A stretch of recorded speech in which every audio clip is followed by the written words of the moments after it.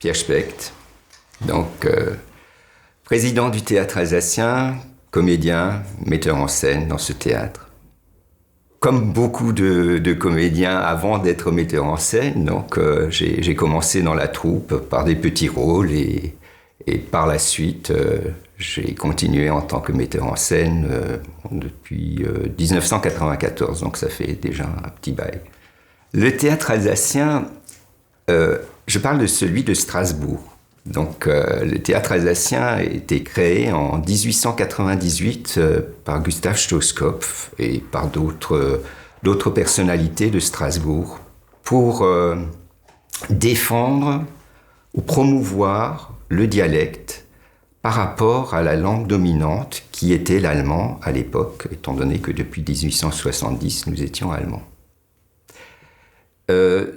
Ce théâtre a eu au départ énormément de succès, par les pièces de Gustav Stoskopf en particulier, et puis il a traversé le XXe siècle avec des hauts et des bas, suivant aussi les hauts et les bas de l'histoire de l'Alsace.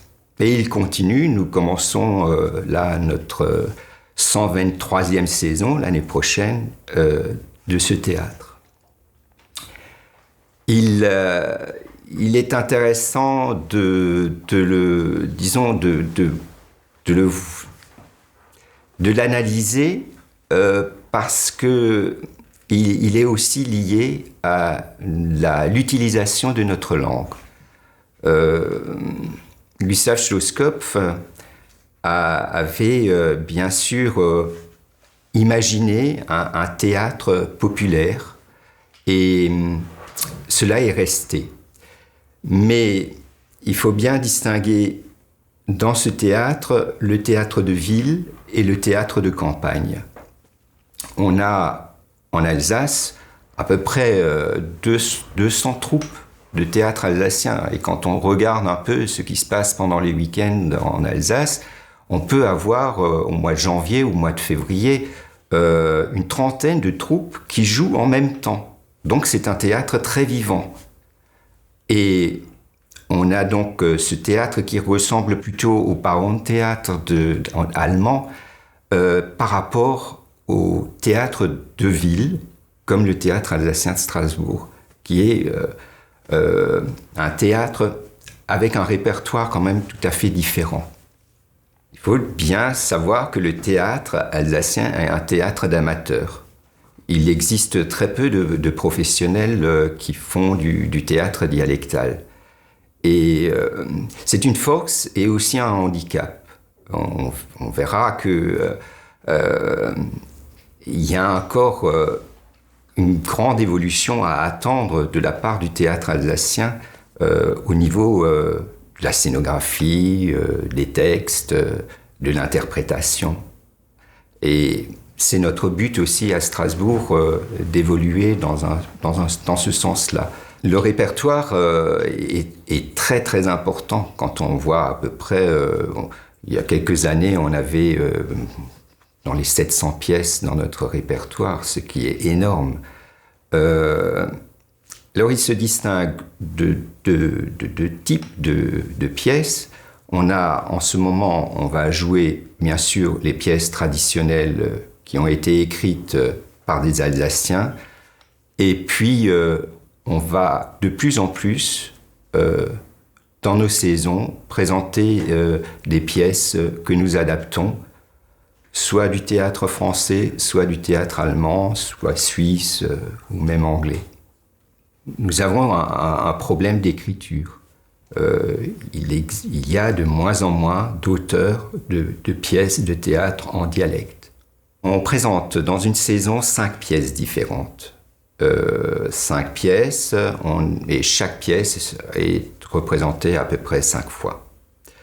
Donc on a 25 à 30 représentations quand on joue aussi à l'extérieur. Parce qu'on joue donc à l'Opéra de Strasbourg. La première ligne de nos statuts, c'est promouvoir le dialecte à travers le théâtre. Et je pense que on essaye... Bon, il y a un problème de fréquentation. Hein. C'est vrai qu'il y a de moins en moins de locuteurs quand les politiques ne s'intéressent pas vraiment. C'est un argument politique. À vrai dire, le dialecte est encore un argument politique peut-être. La défense du dialecte, mais on ne les voit pas dans nos salles. L'identité alsacienne, je pense qu'elle est... Elle est en nous, c'est-à-dire qu'on a cet apport déjà par le sang.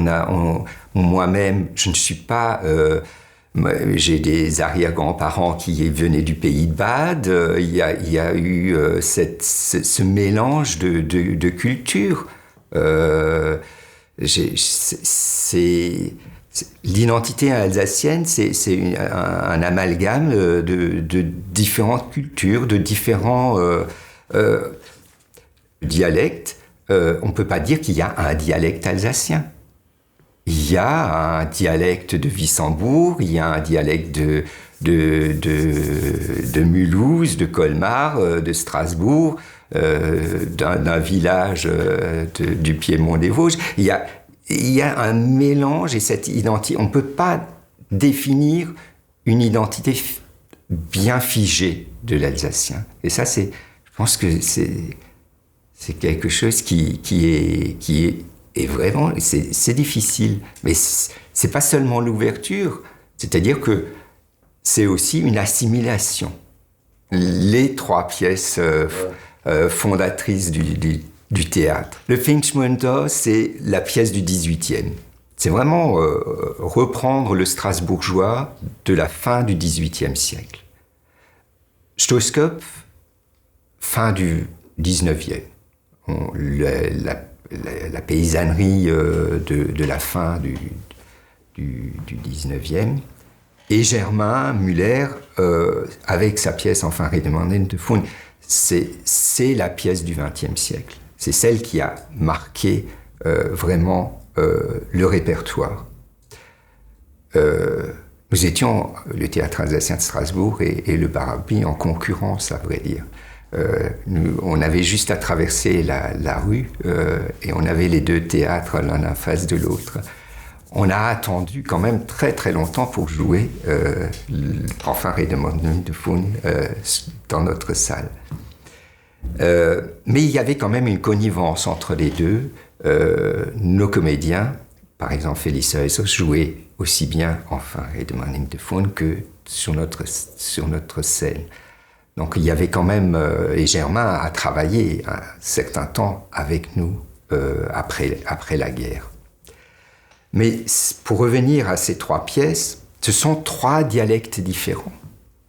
La fin du 18e, Stoßkopf n'utilisait déjà plus le dialecte d'Arnold. Il est d'ailleurs pratiquement impossible de jouer cette pièce d'Arnold de nos jours. Je ne connais très très peu de comédiens qui pourraient le lire et même l'interpréter et même le lire.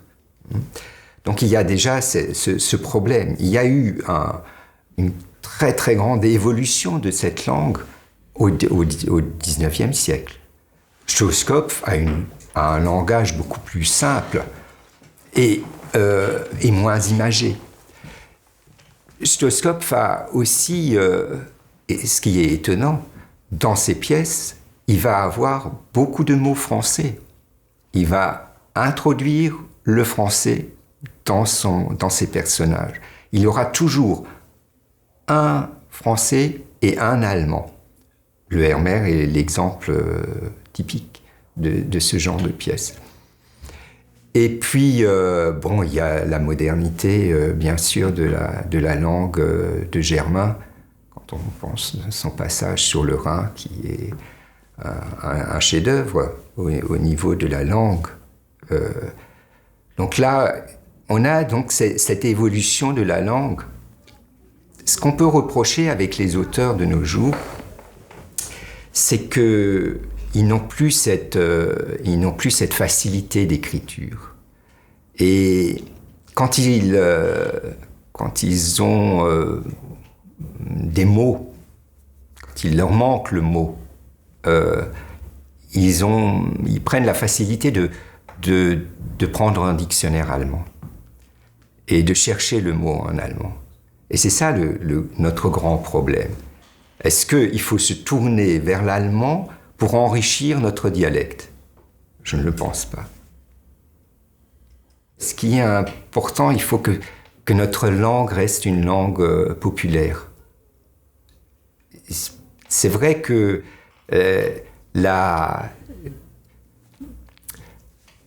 le côté exceptionnel des 3 pièces que nous venons de citer, c'est que elles restent des langages populaires. Ce ne sont pas des langages artificiels. Or, si on va prendre des mots, par exemple, des mots intellectualisés ou de dictionnaire, on va quitter ce langage populaire et ces expressions. Je crois il faudra accepter que notre langue évolue, comme elle a évolué depuis le XVIIIe siècle. Elle évoluera. Elle sera peut-être un peu moins riche. Elle prendra peut-être des expressions d'autres langues, pourquoi pas anglais, même, ou français, allemand, bien sûr. On va bien sûr avoir une langue, mais oui, comme toutes les langues, on va perdre bien sûr des expressions qui sont liées à des métiers, à la vie, la vie de tous les jours. Et ça, c'est vrai. Mais il faudra l'accepter. Je crois qu'on ne peut qu'espérer qu'on puisse encore transmettre. Et je crois qu'il y a quand même parmi les jeunes, ce sera plus le nombre de locuteurs qu'on a connus, mais il y a des jeunes qui veulent et qui s'accrochent à cette langue. Donc, peut-être qu'il reste un avenir. Et pour l'Alsace, eh bien, moi, je pense qu'il va falloir quand même un peu sortir de tous nos clichés qu'on a encore, qu'on traîne